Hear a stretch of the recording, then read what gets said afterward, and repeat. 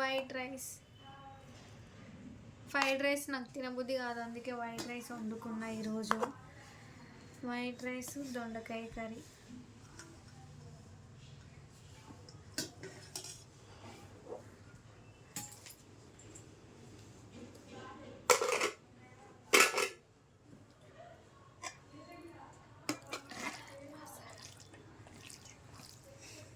దొండకాయ వేపుడు కాదు, టమాటాలు వేసిన.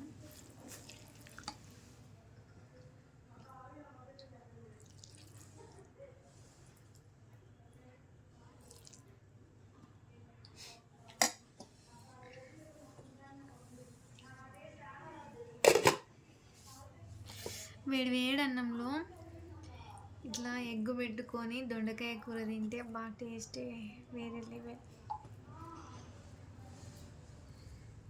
మస్తు కాలుతుంది అన్నం అయితే.